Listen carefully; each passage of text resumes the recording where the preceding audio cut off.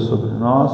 Gostaria de pedir que você abrisse a sua Bíblia no primeiro livro do Gênesis, capítulo de número 5.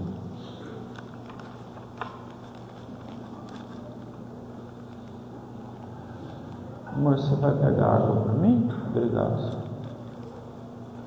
Gênesis capítulo 5, nós vamos ler somente 3 versículos ou 4.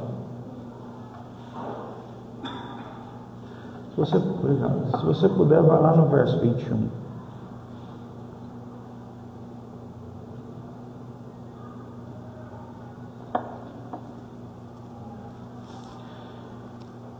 Vamos ler capítulo 5 de Gênesis, verso de número 21.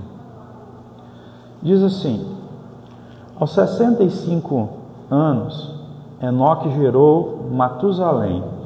Depois que gerou Matusalém, Enoque andou com Deus 300 anos e gerou outros filhos e filhas.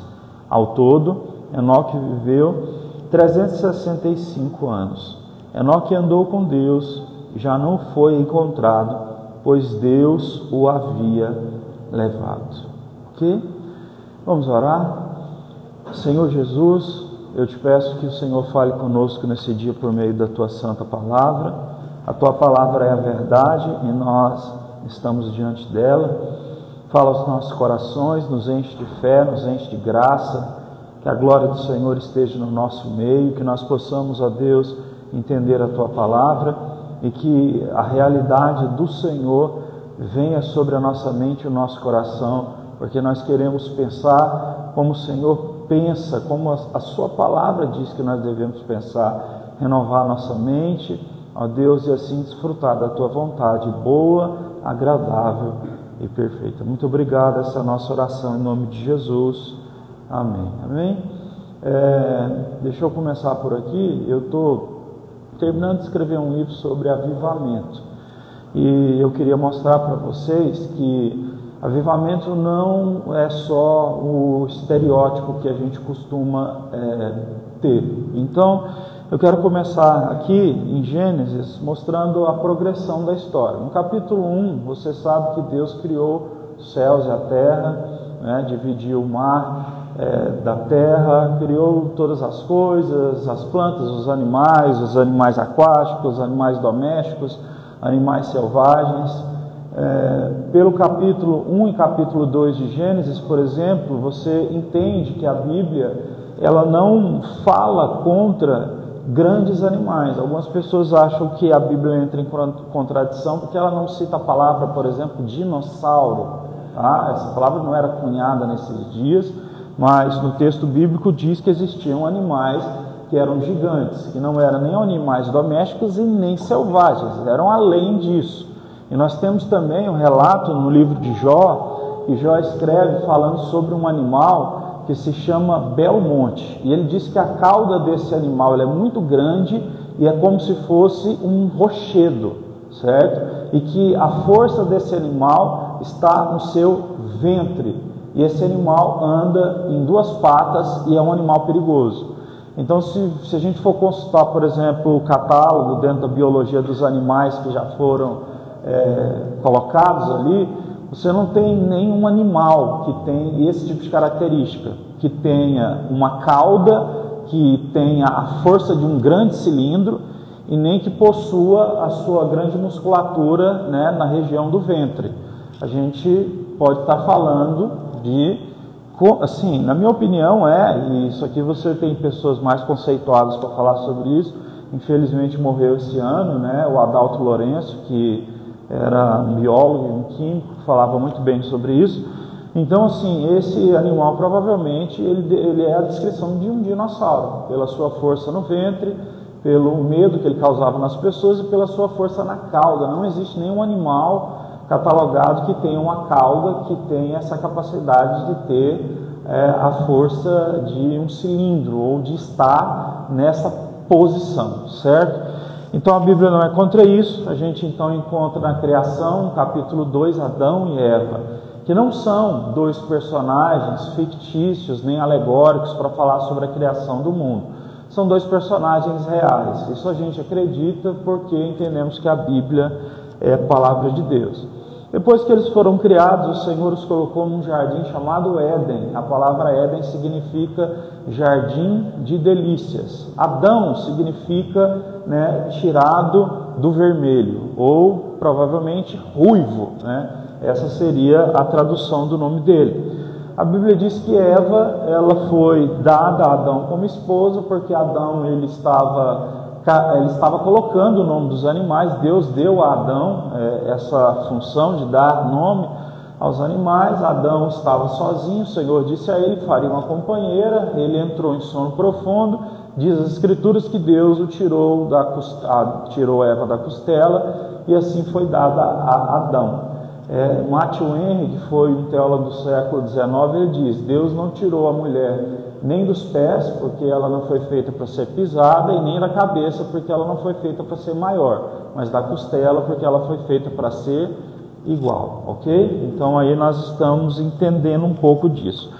Mas o que acontece? O capítulo 3 mostra que existia uma árvore que eles não podiam comer dela, uma árvore que era chamada de árvore do conhecimento, árvore do bem e do mal. Ali tinha uma serpente, um animal, e esse animal estava possuído por Satanás. Pastor, como é que funciona isso? A Bíblia diz que, de alguma forma, Deus criou tudo perfeito, mas existia um anjo no céu, que no caso esse anjo era um anjo de luz, no caso a Bíblia vai chamar de Satanás. Ele tentou tomar o lugar de Deus, se rebelar contra Deus no trono, e obviamente não conseguiu, mas conseguiu arrastar com ele 1/3 dos anjos. Em Apocalipse 12 você vai encontrar isso. Então existe uma guerra espiritual, onde o inimigo das nossas almas, ele está rodando toda a terra, como diz em Jó capítulo 1, ele está rodando em toda a terra, e ele tem então esses anjos que vieram com ele, porque ele conseguiu convencê-los ao seu serviço. Pois bem, então ele estava no Éden, estava nessa árvore do conhecimento, e ele falou com Eva a respeito do fruto, que esse fruto poderia ser comido e que nada aconteceria. Acabou que Eva e Adão comeram, o pecado então se estabeleceu na terra. Desde que o pecado se estabeleceu na terra, então algumas coisas começaram a acontecer. Os primeiros filhos de Adão e Eva foram Caim e Abel. Depois disso eles geraram muitos outros filhos. E o que acontece? No capítulo de número 4, a gente vê uma história muito triste, que é a história de um irmão matando o outro, Caim teve inveja de Abel, porque desde que eles foram tirados do Éden, porque quando houve o pecado, a Bíblia diz que Deus tirou Adão e Eva do Éden. Todos os dias Deus conversava com Adão e Eva, na tarde. Deus os tirou de lá e eles já não mantinham mais contato espiritual com Deus. O pecado separou eles de Deus, como diz em Isaías 59. Então eles foram tirados do Éden, e eles tinham esses 2 filhos, e eles faziam sacrifícios a Deus para que de alguma forma os pecados fossem perdoados. Caim, ele plantava, e ele pegou parte dos frutos que ele tinha, mas eram partes ruins. Abel, ele cuidava de animais, e ele pegou os melhores animais para o sacrifício. Acontece que antes dos 2 oferecerem sacrifícios, Deus chegou em Caim e disse assim: Caim, o pecado está batendo na porta do seu coração, cabe a você dominá-lo. Isso aqui é uma coisa que serve até para os nossos dias, porque o Senhor Jesus nos ensinou a orar, e Ele disse: Pai, não nos deixe cair em tentação e livra-nos de todo mal. Nós temos a função de lutar contra as tentações, tá? Então em Tiago, por exemplo, diz assim: ninguém, no livro de Tiago, ninguém pode dizer que Deus o tentou. Deus colocou algo na minha frente, então Ele é que me fez cair. Não, o pecado, ele já nasce dentro do nosso coração. Desde a queda de Adão e Eva, o pecado está em nós e cabe a nós dominá-lo. Dessa forma, hoje em dia a gente tem a graça do Espírito Santo que nos ajuda, mas cabe a nós dominar as tentações, não é algo de Deus. Um dia eu estava conversando com um porteiro lá do condomínio do meu pai, quando tinha porteiro ainda. Ele era de uma igreja e ele me contava as coisas que ele fazia. Ele, apesar de eles serem de uma igreja bem tradicional, podia assistir televisão, as mulheres podiam usar brinco, nem rapar as pernas e tal. Ele me disse assim que muitas vezes ele ia em algumas casas de programa, para ir com mulheres de programa. E ele disse assim para mim, toda vez que eu vou, eu oro a Deus e falo assim, Deus, se eu não sofrer nenhum acidente é porque era para eu ir. É desse jeito. Ele fala, pastor, você acredita que eu nunca sofri nenhum acidente? Eu falei, que coisa, hein? Então, olha a forma como existem algumas pessoas que analisam questões, né, de tentação. Isso é muito ruim. Nesses dias agora eu estava falando com uma pessoa também, e é uma senhora, ela me mandou um áudio de mais ou menos 27 minutos. E eu li esse áudio todo era ela me contando o sonho que ela teve. Eu ouvi o áudio inteiro e eu respondi para ela. E minha pergunta foi, qual passagem da Bíblia a senhora estava lendo hoje? Ela disse, não, hoje eu não li. Eu perguntei, qual livro a senhora tem lido das Escrituras nesses últimos tempos? Ela, pastor, eu vou falar a verdade, eu sou mais de oração do que de leitura. Eu falei, então a senhora não está lendo nada? Ela falou, atualmente não, Deus tem falado diretamente comigo. Eu falei assim, nós temos um problema nisso aí. Porque a verdade é que a nossa mente, ela está sujeita a várias coisas. E eu e você sabemos disso. Nós podemos sonhar porque ficamos impressionados em assistir um filme, a gente pode sonhar porque comeu demais, né? E esses últimos dias eu tenho sonhado com um monte de coisas também que não tem nada a ver, coisas da vida, assim, às vezes eu vejo alguma coisa e acabo sonhando. Então, eu disse a ela que, até citei a frase de um teólogo que diz assim, se você só orar e não ler a Bíblia, você vai ser como um pássaro que só tem uma asa, certo? E você vai se tornar extremamente sentimental, porque você não vai ter a direção bíblica para você pegar o sonho. Deus pode falar para o sonho? Pode, em Jó está escrito, mas você não vai ter as escrituras para que você possa analisar. Vamos supor que o sonho que ela teve é de Deus, ela precisa das escrituras para analisar o que está dentro da Bíblia e o que não está, ok? Então, se ela não está lendo a Bíblia, ela vai ser levada por toda a questão sentimental. Então, isso não é avivamento, entende? Então, uma pessoa que diz, não, eu só estou orando, isso não é avivamento, certo? Uma vez eu conheci uma pessoa também no monte, a gente orava muito no monte antigamente, hoje em dia acho que não pode mais, a prefeitura ela já cercou tudo e tal, e era uma pessoa que só vivia orando.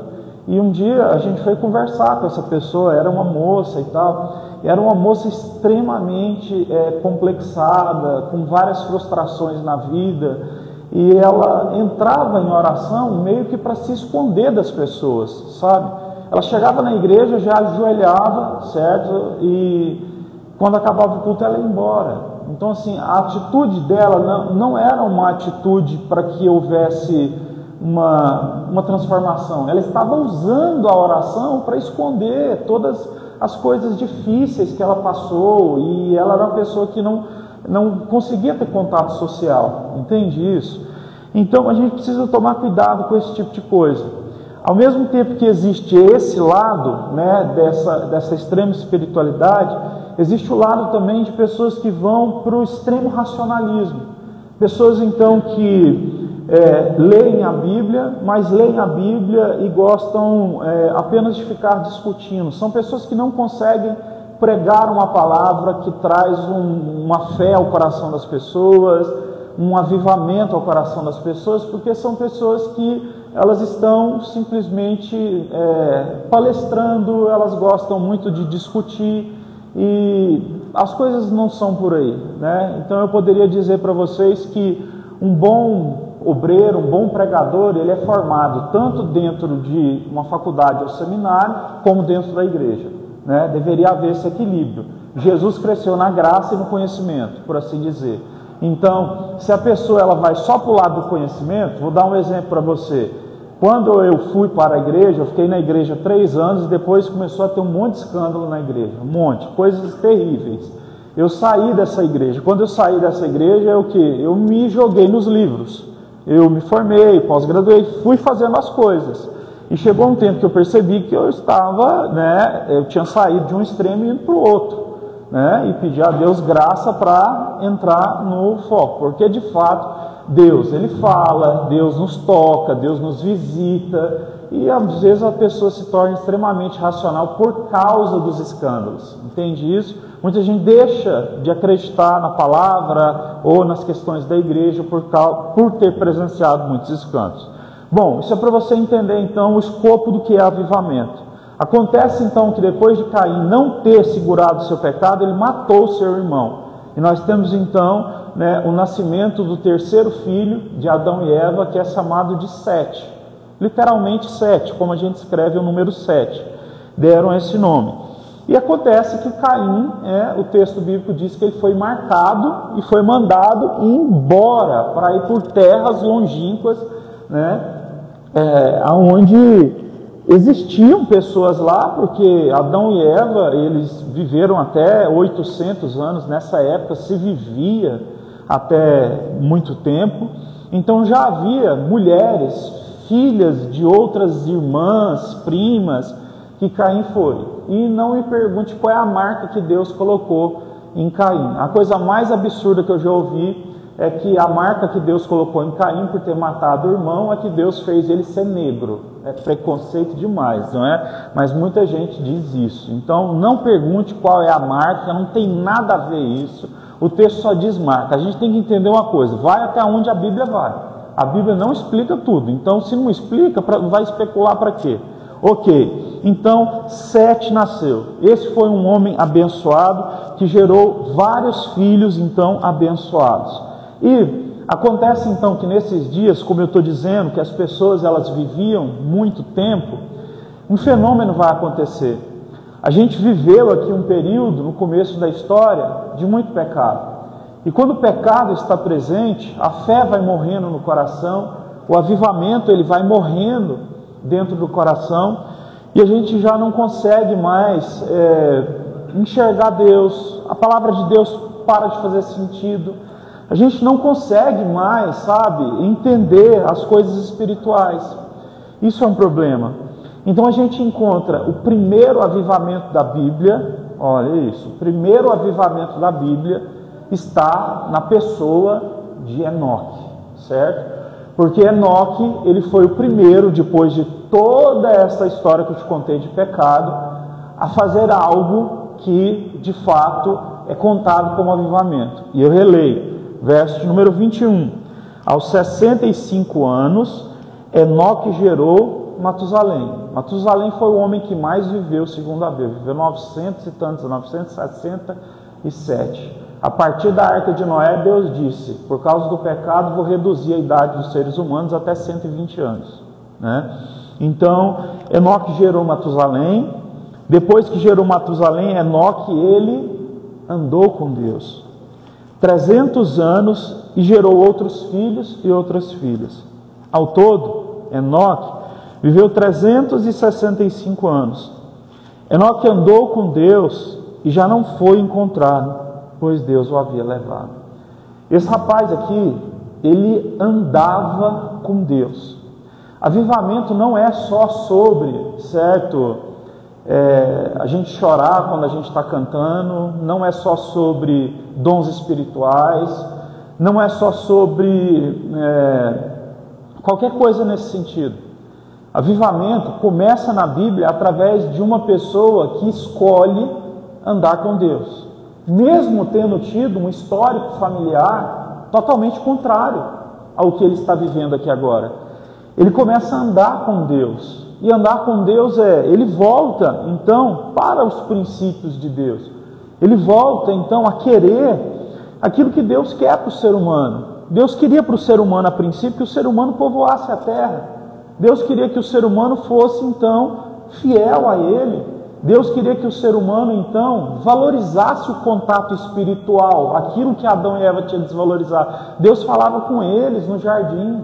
Depois disso, a gente já não encontra nenhum tipo de oração ou de pessoa que andou com Deus. Do capítulo 4, onde a gente tem aí o assassinato, de um irmão assassinando o outro, a gente não tem nada. E olha para você ver, se você tiver com Bíblia aberta, está falando sobre um monte de gente que nasceu, que teve filho e tal, e ninguém se aproximou de Deus. E a gente pode perceber isso nos nossos dias, sabe? nós somos poucos, porque infelizmente querer andar com Deus é uma coisa que não está muito na moda nos dias de hoje, né?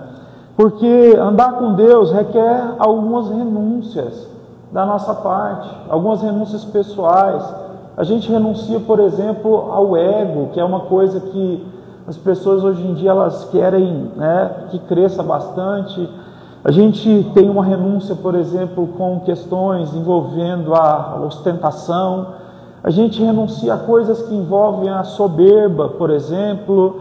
A gente renuncia a várias coisas, como nós que vivemos, né, no Ocidente. A gente renuncia a vários princípios, porque nós somos chamados a viver de uma forma muito veloz. Então nós somos chamados para não andarmos de forma ansiosa. Nós somos chamados a não nos preocupar, porque a Bíblia diz que é Deus que cuida de nós. Ele cuida dos pássaros. Os pássaros não semeiam nem colhem. A Bíblia diz, Deus cuida dos lírios do campo, as plantas. E ele diz, nem Salomão se vestiu com a beleza tão grande como essas plantas. E aí Deus diz assim, vocês não precisam andar preocupados, porque eu vou abençoar vocês. Deus não está dizendo que a gente não tem que trabalhar, certo? Mas Ele está dizendo, você está trabalhando, Ele vai cuidar de você. E Ele diz assim, são os pagãos que andam ansiosos e preocupados, com medo de o quê? De faltar alguma coisa. E aí ele termina dizendo assim, busca em primeiro lugar o reino de Deus e a justiça. E Deus vai acrescentar tudo. Busca a Deus, procura a Deus. Antes de tomar qualquer atitude, decisão, procura a Deus. Sabe, espera mais um pouco, a ansiedade vai bater, você vai querer tomar uma atitude assim na hora. Espera, ora, né? Como diz em Tiago, antes de você fazer uma viagem, você ora a Deus e fala, Senhor, se o Senhor me permitir, eu vou fazer essa viagem e vou fazer negócios. Não diga, irei fazer essa viagem e vou fazer negócios. Diga, se o Senhor permitir. Como diz também em Provérbios 16, né, apresente os seus caminhos ao Senhor, né, consagre os seus caminhos ao Senhor. A Bíblia diz em Provérbios 12, 14 que os nossos caminhos, todos parecem ser bons, mas muitos levam à morte. Tudo precisa orar antes. E Deus, Ele nos guia, nos abençoa, nos protege. O Espírito Santo está conosco, o Espírito de Deus, por meio da palavra. Deus também pode testificar no nosso coração e fala conosco. Então, Enoque andava com Deus. Deixa eu te dizer uma coisa, mais importante do que você se arrepiar com a presença de Deus, é você andar com Deus. Olha, andar não é uma coisa fácil. A gente vive numa sociedade que é sedentária, né? Eu passei por esses problemas, né? E até hoje também, às vezes para mim é difícil de andar vários quilômetros, né? Na minha rotina de exercício, porque dói o tornozelo ainda, dói o joelho, por aí vai.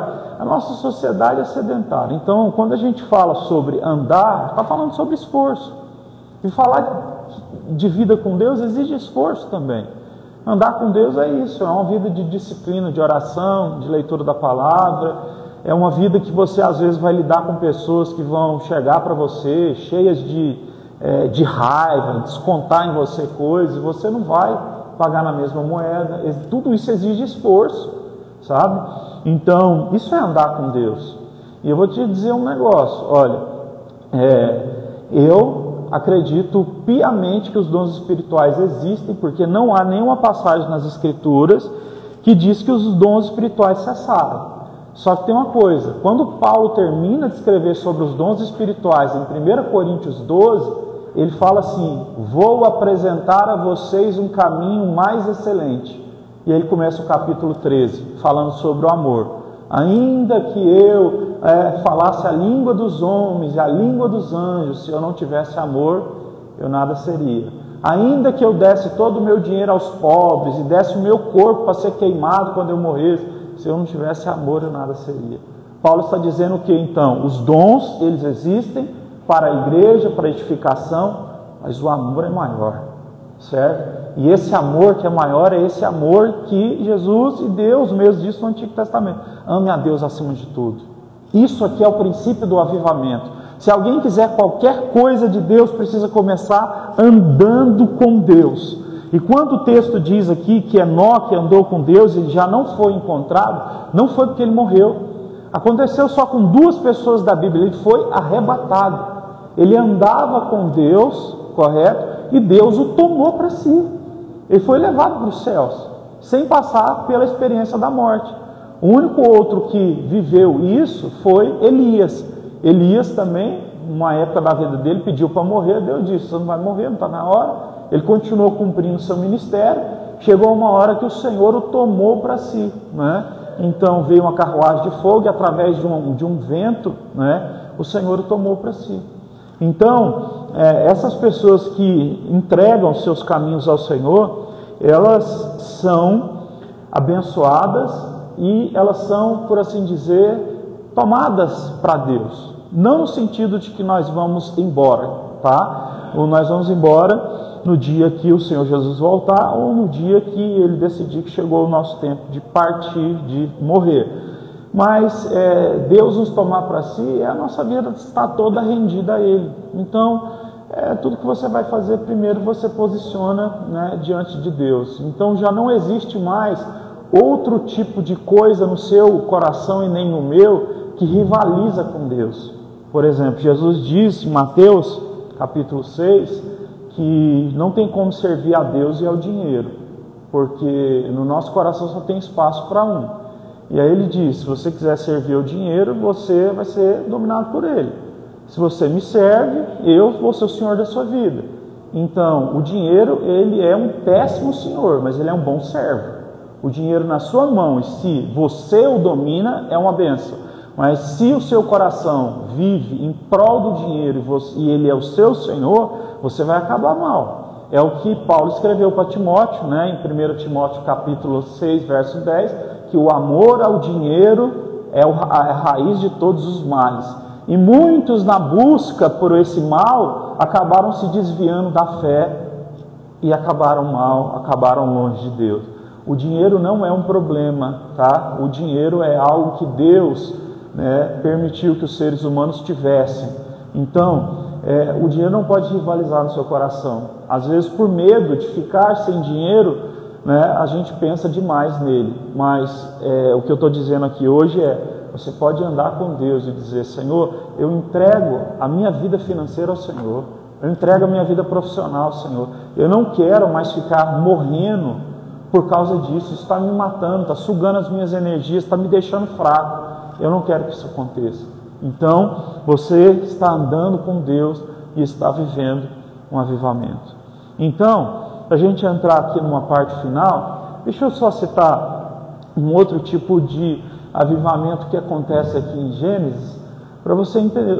Eu estou mostrando isso para você, que é para você entender que quando a gente busca avivamento, não é só quando você está orando no seu quarto, porque nos livros que a gente lê, as pessoas estão orando no quarto, aí a janela se abre, entra um vento, joga a pessoa no chão, e a pessoa vai e começa a ter um monte de visões.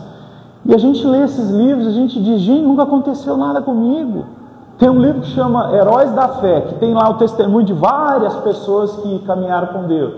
Gente, a maioria das pessoas que lê esse livro entra em crise espiritual depois, porque as experiências que essas pessoas tiveram, sim, experiências estrondosas.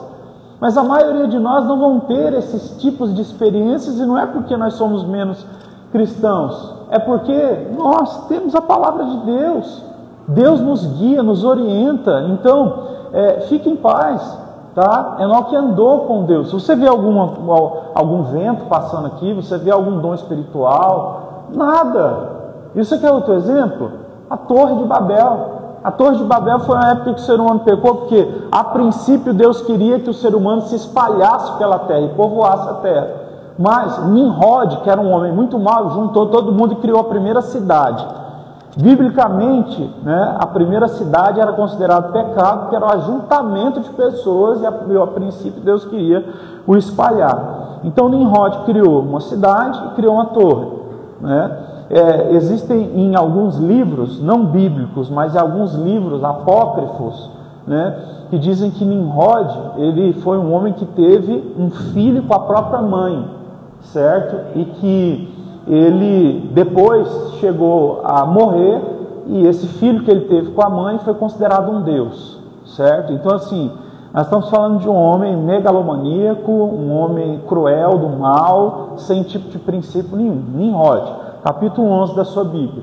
Diz o texto que quando eles vão construir a torre, ele diz assim: nós vamos construir uma torre que vai chegar até o céu. Não existe nada maior que nós.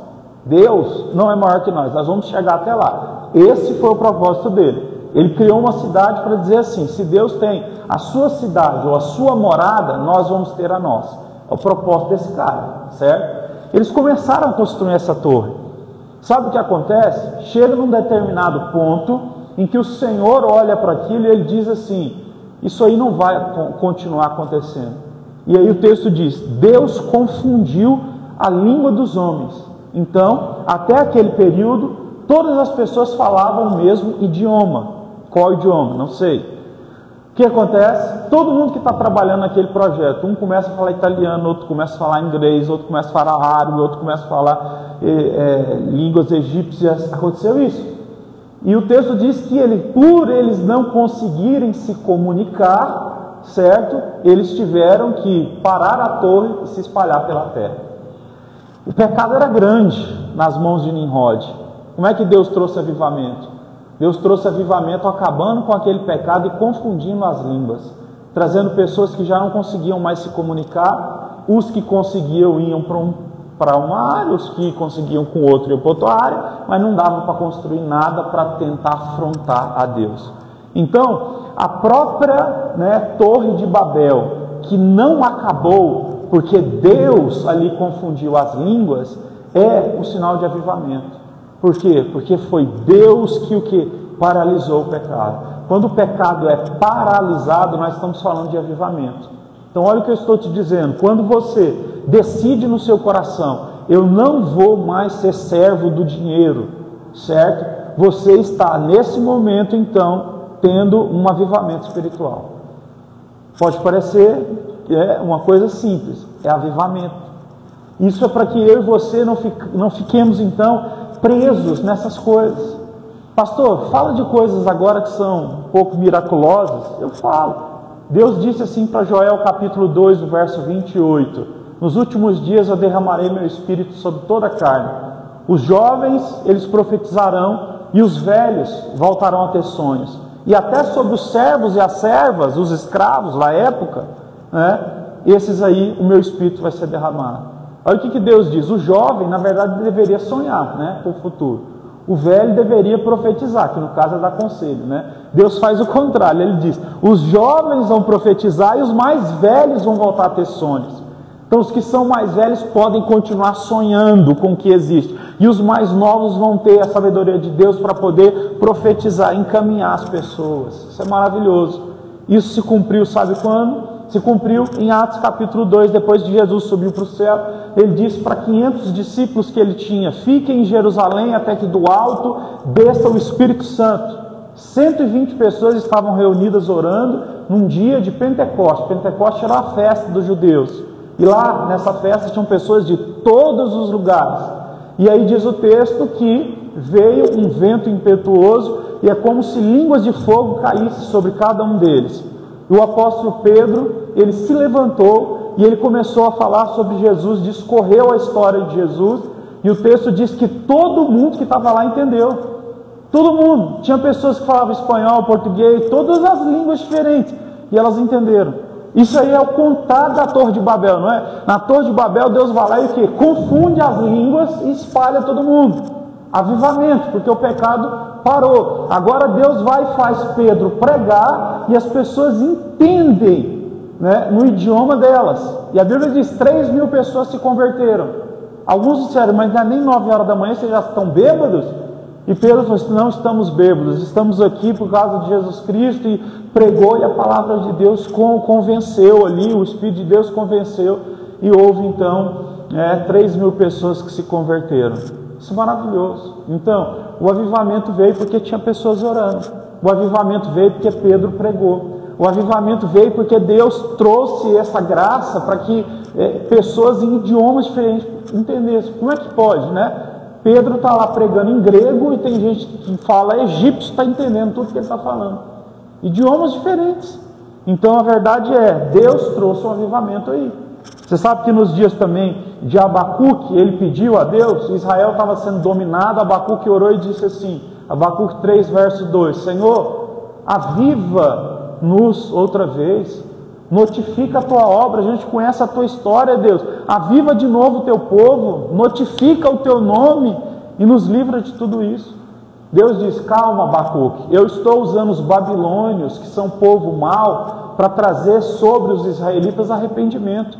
Abacuque orou assim: Deus, como é que o Senhor vai usar um povo pior do que o povo de Israel? O povo de Israel está cometendo um tipo de pecado que é idolatrar. Os babilônios não, eles são cruéis, eles matam de formas terríveis. Eu já falei aqui algumas vezes as formas como eles matavam. Eles pegavam as pessoas, esfolavam vivas, arrancavam os ossos, faziam estradas com os ossos das pessoas. Eles pegaram o método também dos assírios, que era matar as pessoas por empalamento, enfiavam a lança no orifício anal até sair pela boca. Pessoas ficavam agonizando por algum tempo, né? Segundo a história, até por mais um dia.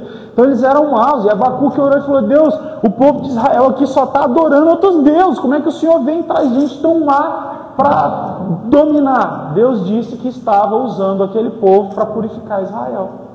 Então Abacuque pediu: traz o avivamento. Deus disse: estou trazendo. Coloquei essas coisas difíceis para que vocês voltem o quê? A orar para mim, a olhar para mim.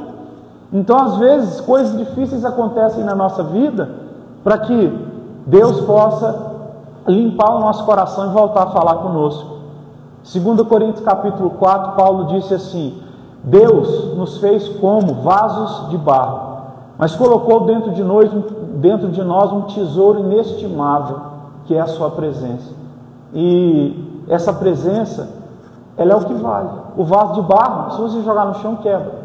Mas o tesouro que está dentro, jamais. Tem valor inestimável para sempre. Nós somos vasos de barro. Às vezes Deus pode querer nos quebrar daqui ou dali para nos ajudar, para nos abençoar, para nos limpar, para nos corrigir. Isso então é o que? Deus abençoando. Às vezes a gente ora então e pede: Senhor, muda a minha vida, transforma a minha vida, me abençoa nisso, naquilo. Coisas difíceis começam a acontecer. Deus não ouviu? Ouviu. Ele só está fazendo de um jeito que você não imaginou que ele faria. É a pregação de hoje. Avivamento não vem só do jeito que você pensa. Avivamento vem do jeito que Deus quer. Entende isso? E da minha parte, sempre que eu peço coisas para Deus que são boas, coisas difíceis acontecem para preparação. E eu vou encerrar agora, vou te dar só um exemplo. Romanos capítulo 5 diz assim: tribulação gera paciência, paciência gera perseverança, perseverança gera caráter aprovado faz com que o Espírito Santo desça e esse Espírito Santo permaneça. Então a gente ora e diz assim, no trânsito, né? Aquela coisa, aquela confusão: oh Deus, me dá paciência. Como é que a paciência vem? Através de tribulação. Deus permite tribulações para que no meio dos problemas nós possamos exercer a paciência.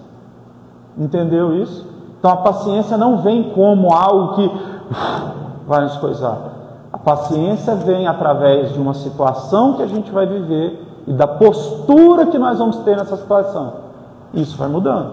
É que nem uma pessoa quando ela para de xingar, né? Ela vai parando de xingar nos momentos que ela está tranquila, aí nos momentos que dá raiva xinga, né? Xinga muito, mas aí vai tranquilizando. Aí nos outros momentos que dá raiva, xinga, mas já é menos coisa. Até chegar um ponto que a pessoa, mesmo ficando com raiva, ela não xinga. Ela usa expressões bíblicas para xingar, né? E usa palavras por aí. Então, eu quero que você fique em paz no seu coração, porque o Senhor Jesus, Ele está fazendo uma grande obra dentro de nós. O avivamento está acontecendo, nós estamos andando com Deus.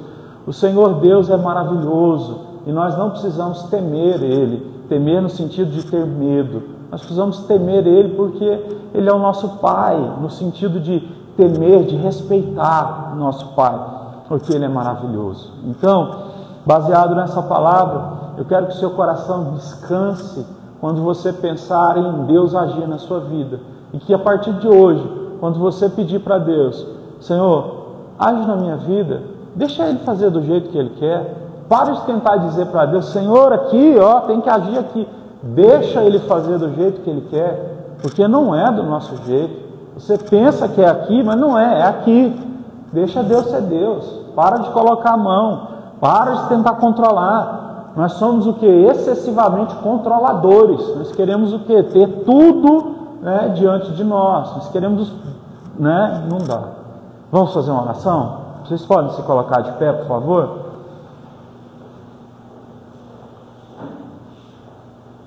Se você puder, feche os seus olhos.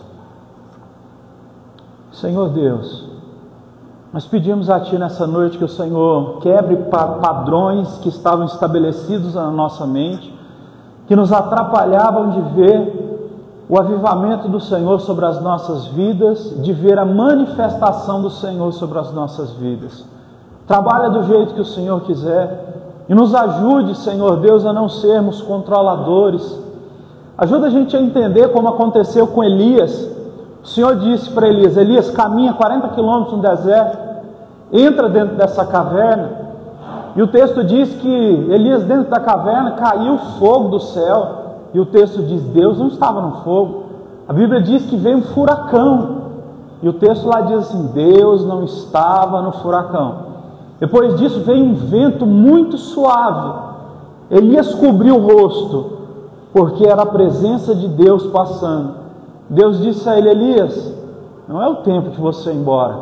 Você ainda vai ungir o novo rei de Israel e o profeta que vai te suceder.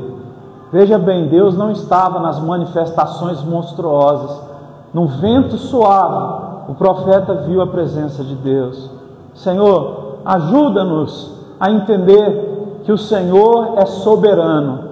O Senhor age como quer. Diz a Tua palavra, ó Deus Todo-Poderoso, que o Senhor é multiforme sabedoria. Tem muitas formas de agir segundo a Sua sabedoria. Deus, nós queremos entregar o nosso coração e pedir: nos ajude a andar com o Senhor como Enoque andou. Nos ajude a andar com o Senhor, mesmo que antes de nós tenhamos visto coisas ruins. Antes de Enoque teve assassinato, teve a ruptura do Éden, coisas ruins aconteceram. Às vezes nós podemos ter tido experiências espirituais ruins, coisas nesse sentido. Aviva-nos hoje, Senhor, para que nós voltemos a andar com o Senhor. Graça e conhecimento. Ajuda-nos a orar e também buscar a Sua palavra e ler a Sua palavra. Dai-nos o equilíbrio perfeito para que assim a nossa vida espiritual seja uma bênção. Nós Te damos toda a honra, toda a glória e todo o louvor e Te pedimos, ó Deus, ouça o nosso louvor nesse momento. Vamos cantar Jesus nesse momento.